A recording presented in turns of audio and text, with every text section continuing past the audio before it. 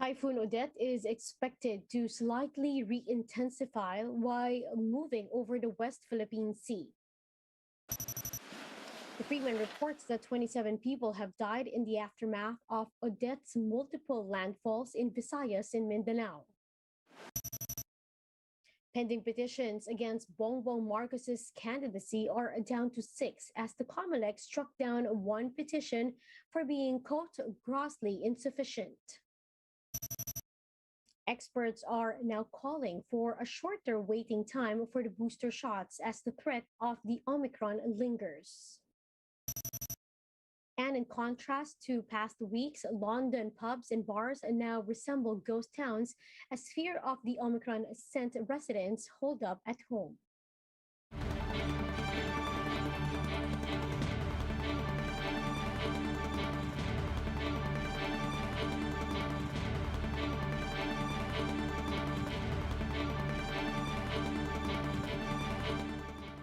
Fast, focused, and fearless. Here's everything you need to know to jumpstart your weekend.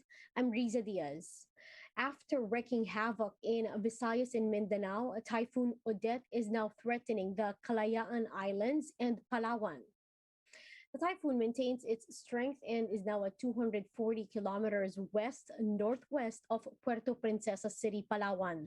Odette is moving northwestward with a maximum sustained winds of 150 kilometers per hour near the center and gustiness of up to 185 kilometers per hour.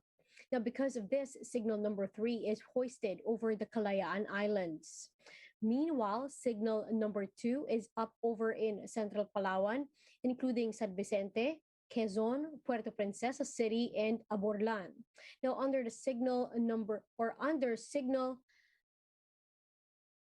now the rest of signal number is Palawan, including Balakbak, Brooks Point, and Calamian Islands. Now, the rest are flashed on your screens.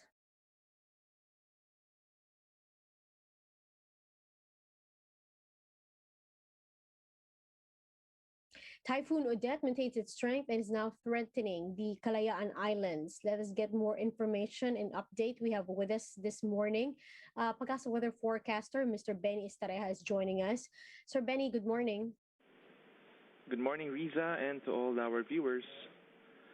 Sir Benny, can you give us an update on the exact location of a Typhoon Odette and where currently is Typhoon Odette headed?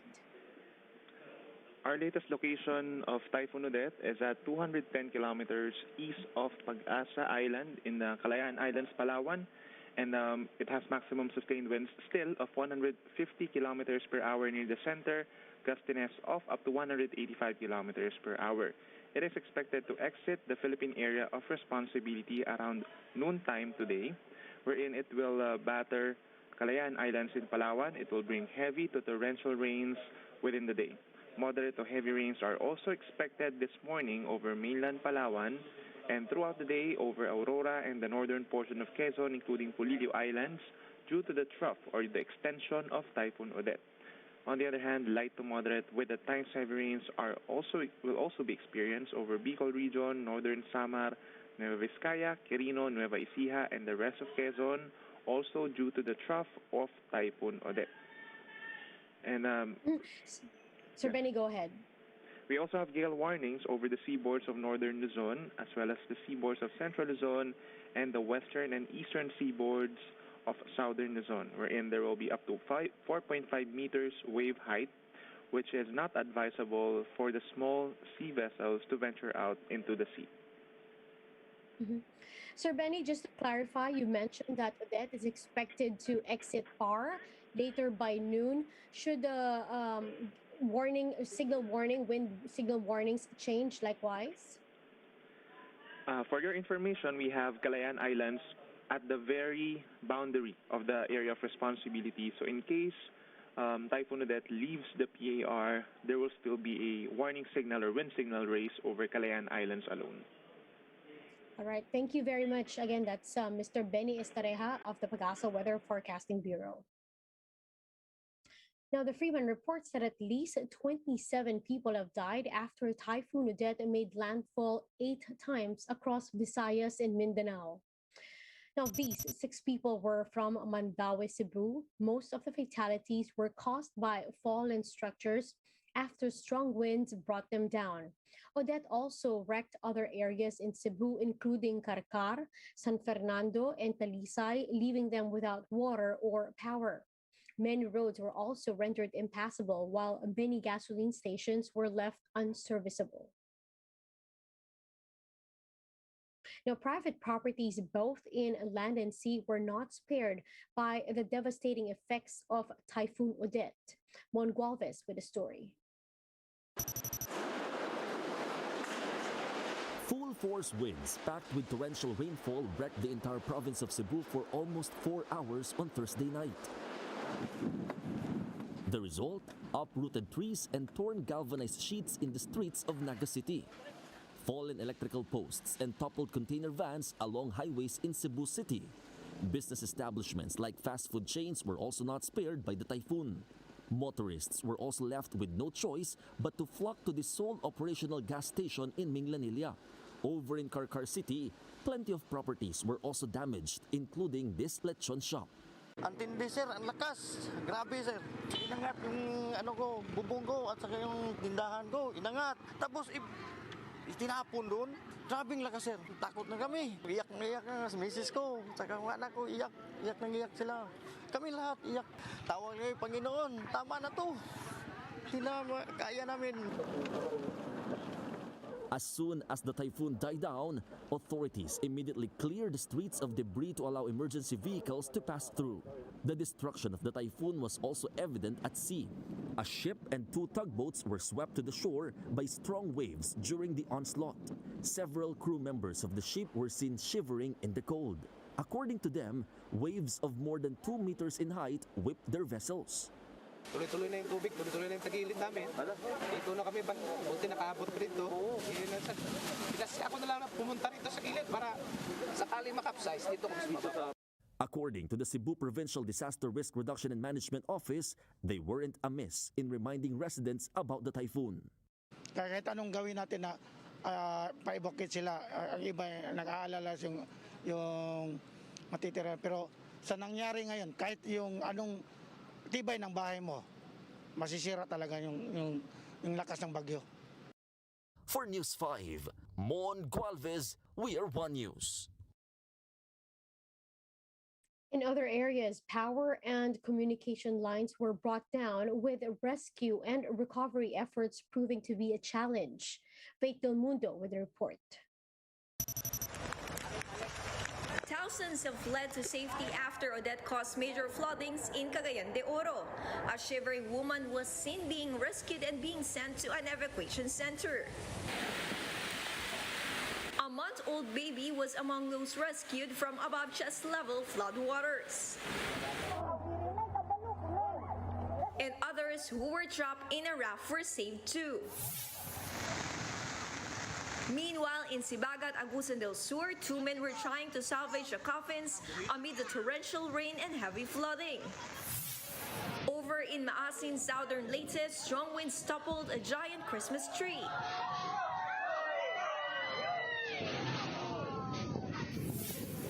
Bohol is also among those worst hit by Odette. This family decided to evacuate to their neighbor's house, but was almost hit by a falling tree. In Lubok, heavy downpour and strong winds left the community powerless, hampering relief operations. Severely flooded ang bayan. Hindi na makita yung church and even it has reached the rooftop of the municipal hall buildings. I think NGCP right now is inventorying how many towers are natumba, no? And they're telling us that their operations and maintenance crew are doing the job, no, to restore the soonest power so that we can communicate to victims. According to the disaster office, Typhoon Odette is the strongest typhoon to hit the province. Bohol is now seeking assistance for rescue and retrieval operations. If you can relay, especially to military branches, no, for air support and water assets to start coming in, and also do conduct retrieval operations for possible casualties. Over in Cebu, strong winds shattered the glass walls of this hospital in Mandaue City. In Lanao del Sur, the LGU reported that over 30 barangays were flooded in the municipality of Bubong. Overall, NDRRMC logs 12 casualties, 7 missing and 2 injured due to Typhoon Odette. Affected families, meanwhile, sit at almost 13,000, while over 18,000 households are taking shelter in evacuation centers. For News 5, Faith Del Mundo, we are One News.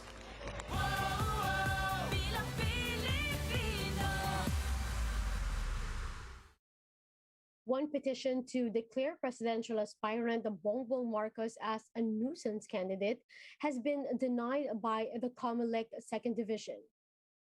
The petition filed by Danilo Lihay-Lihay has been denied for being grossly insufficient. The poll body said he failed to attach a copy of the respondent's certificates of candidacy in the petition. The division also said that the Marcos does not fall under the definition of a nuisance candidate.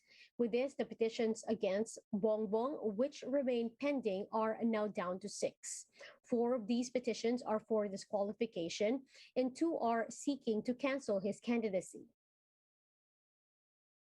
Now, in other news, experts want to shorten public's waiting time before getting COVID-19 booster shots. This is in a bid to prevent the spread of the Omicron COVID variant. Jan Calimon with the details. 7 of the 8 close contacts of the 2 Omicron variant cases in the country have tested negative for COVID-19.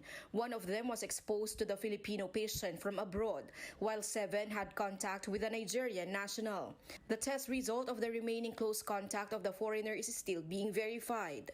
We do not need to panic, we do not need to fear. Because lahat po ng dumadating na atin pong mga kababayan, lahat po ng dumating kasama sa eroplano nitong pong galing sa Japan at galing sa ito pong foreign national, nakapag-quarantine po sila lahat ng 5 araw, tinest po sila bago sila umuwi.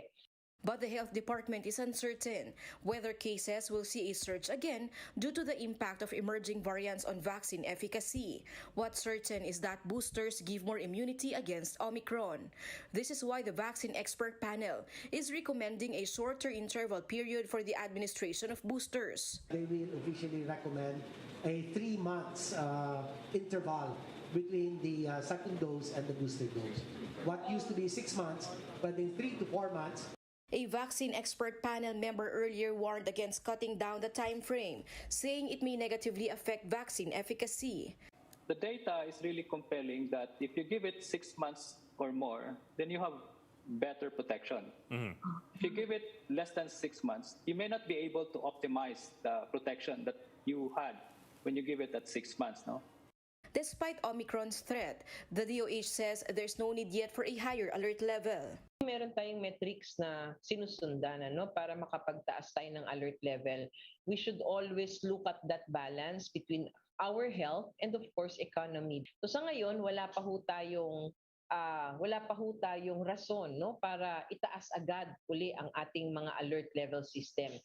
The agency is also not keen on banning travelers from all Omicron-infected countries to maintain foreign relations. We need to understand kung paano po ito makakaapekto sa ating ekonomiya and our foreign relations. But of course, public health pa rin lagi ang priority natin. Pero sa tingin natin, sa ngayon, it is not rational for us to close our borders to countries na meron lang kahit isa. For now, the DOH is again reminding the public to strictly follow health protocols. Reporting for News 5, Jen Calimon, we are One News. Overseas, the surge caused by the Omicron variant in the UK is turning London into a ghost town. Bars and restaurants are missing out on another Christmas. More details in this Bloomberg Quick Take.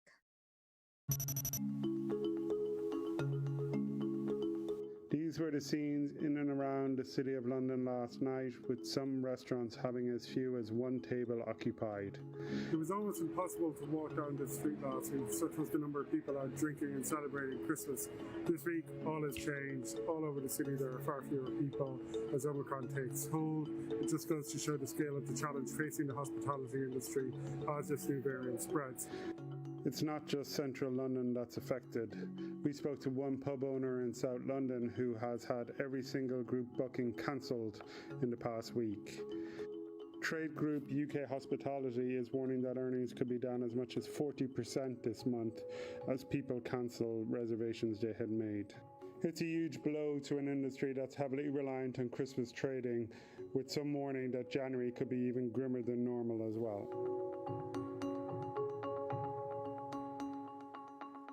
And those are the top stories of the hour. Join us later again at 9 in the morning as we continue to monitor the day's biggest stories. You can also catch One News on Signal Play app. Register for a free account now at www.signalplay.com and stream One News live anytime, anywhere. I'm Riza Diaz. Mask on, wash hands, and stay safe, Philippines. We are One News.